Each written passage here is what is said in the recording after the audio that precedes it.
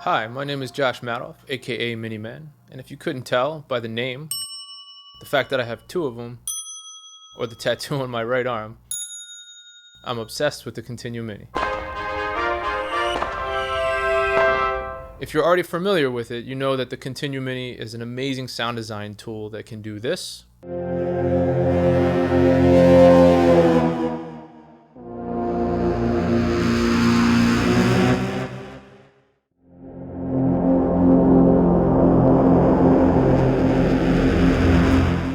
And this.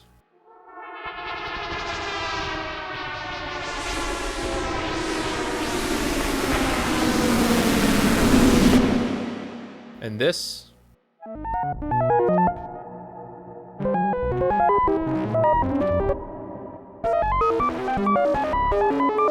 And this.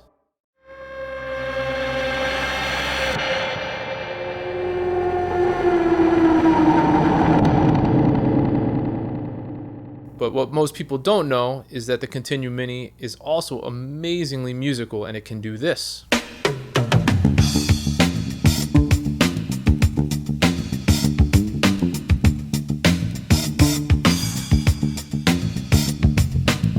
And this.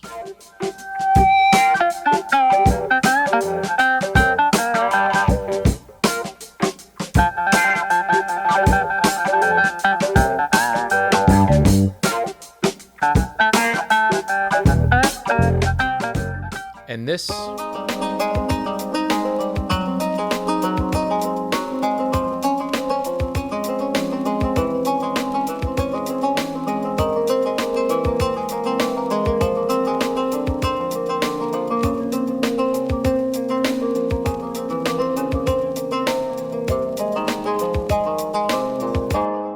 And this.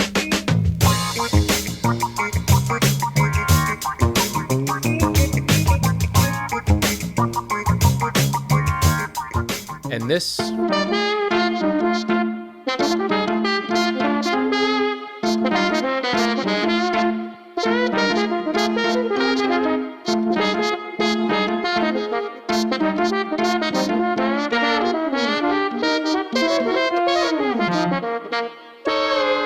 And this.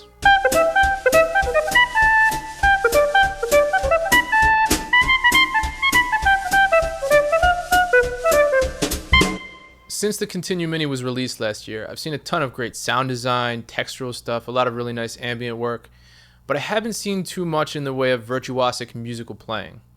So here I'm going to lay out a complete guide to practicing the ContinuuMini.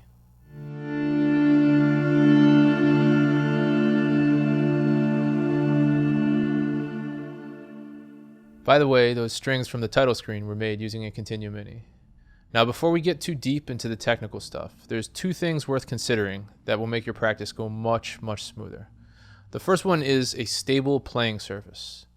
The ContinuuMini is extremely sensitive. The tiniest motion left or right is going to affect the pitch. And you can adjust this in the editor to be less sensitive, but you want to have as much control as possible. When you're just getting started, it's okay to put the ContinuuMini on a desk or a table as long as it's extremely stable, it doesn't move left, right, forward, or back. However, once you become a more advanced player and your hands are really flying across the Mini, you're going to want some kind of stand to stabilize it. Personally, I use two stands. The main one is this one here that sits nice and snug in my main keyboard in my studio. Since I also wanted to be able to play ContinuuMini and piano at the same time, and I wanted to be able to bring it to any stage in the world, I had a special stand constructed out of solid steel. As you can see, it's telescoping and has self-leveling screws. Also, it's like 75 pounds, so this thing does not move a millimeter. If you find yourself needing a more serious stand, I recommend you do what I did. I went to my local hardware store and I asked if they knew any metalsmiths in the area. I met somebody very cool and he constructed this awesome stand for $200. The next thing you want to consider before getting started is finding a good light source. The ContinuuMini is completely fretless. So until you get very comfortable, you're going to want to see exactly where your fingers are on the board. Now I like to use a desk lamp with a movable arm like this one, but any good light source from above will do.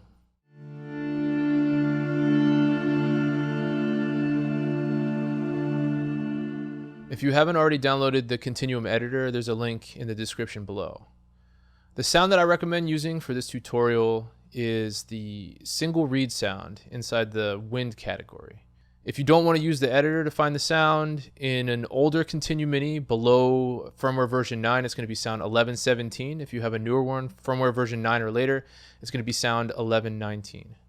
Now, the reason I recommend using this sound is because the rounding rate is set to 0 and the equal initial is off. Basically, what this means is the ContinuuMini will not assist you at all in hitting pitches. Therefore, you'll be forced to use your ears and have to learn to do it yourself. If you want to learn to play the Mini with great accuracy, you're going to have to practice without any assistance in hitting pitches. Now that you have the right sound, you're ready to start practicing.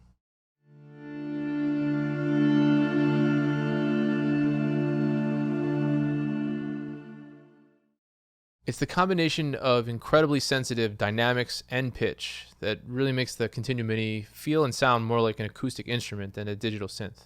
That being said, practicing dynamics is really going to help you unlock the musical potential of the Mini sounds. One quick note before we get started, you're going to need to play the Mini with the skin of your fingertips in order to have control. So if your fingernails are a little bit long, you should probably cut them before you start practicing. The dynamics exercises are incredibly simple.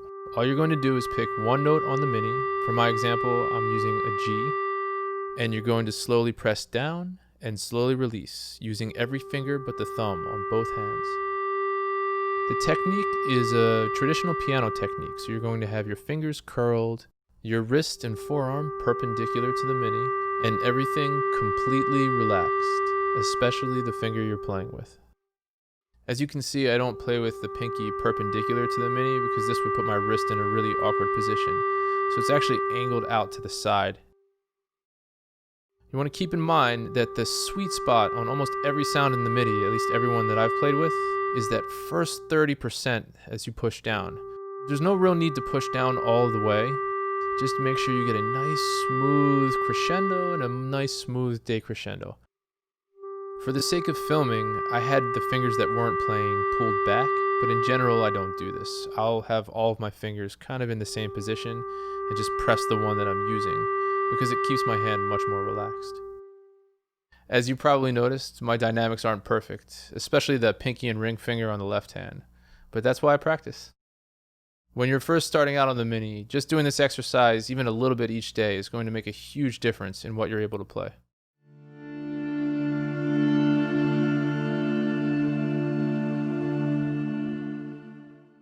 For pretty much every instrument, the general rule of vibrato is less is more. A nice, gentle, well-placed vibrato adds so much sweetness to a sound. But when you overdo it, it can be cheesy or sound just weird or alien, unless that's what you're going for. The vibrato exercise is basically the same thing as the dynamics exercise. You're going to pick one note. I again pick the G, and you're going to play it with each of these 4 fingers on both hands. You press down slightly, begin a vibrato, and then stop the vibrato and release. The technique for a very natural sounding vibrato is to keep your fingers still and you move your wrist and your hands slightly left and right. If your note is out of tune by the end of the vibrato, it means you're moving your finger instead of your wrist. The note should both begin and end without vibrato. You want to start your vibrato slightly after the attack of the note begins and release it before you release the note, so you have a bit of decay without vibrato. I'm still working on getting my left hand as good as my right. It will probably take you some time before you're able to play a very beautiful sounding vibrato on the ContinuuMini, but don't be discouraged.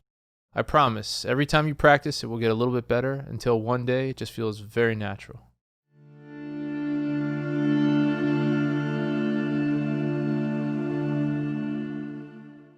I like to practice my scales on ContinuuMini with the same technique I use on xylophone. So you have 2 mallets. You'll start the scale first with the left mallet with a left-right pattern up and down the scale. Then you'll repeat the same scale starting with the right mallet using a right-left pattern up and down the scale. This way, no matter what note you end up starting on in a piece or an improvisation with either hand, you'll be comfortable. Now, if you're a more advanced player, you could play with up to 4 mallets, in which case you'll have to practice your scales with every combination of those 4 mallets. On ContinuuMini, we have 8 mallets. So I practice my scales with every combination of these 4 fingers on both hands. To make things a little less confusing, I've provided a diagram of which fingers I'm using on each hand. For this tutorial, I'm only demonstrating a 1-octave C major scale, but you can use the exact same fingerings to play your major scales in every key. One last note, always remember to practice your scales with a metronome, and make sure you start slow and speed up gradually over time.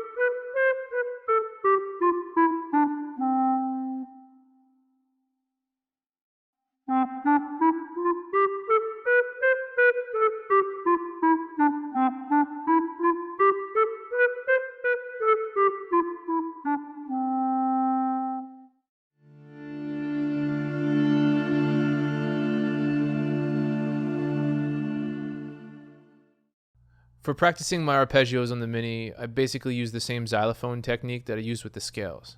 However, since the arpeggios are more spaced out than the scales, I'll never use more than 2 fingers on one hand in combination with 3 on the other.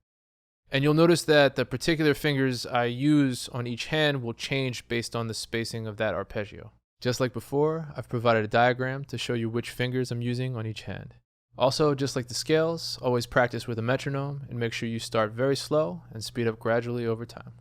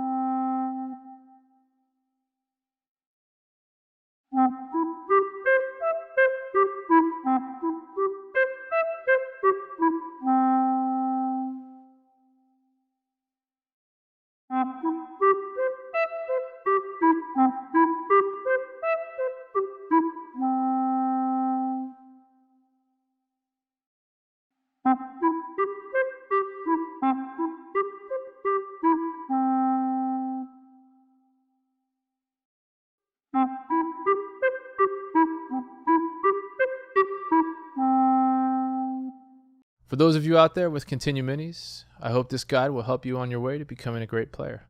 And for those of you considering a ContinuuMini, I hope this might encourage you to try out one of the most expressive instruments I've ever played. If you have any questions, please leave a comment below, and don't forget to like and subscribe.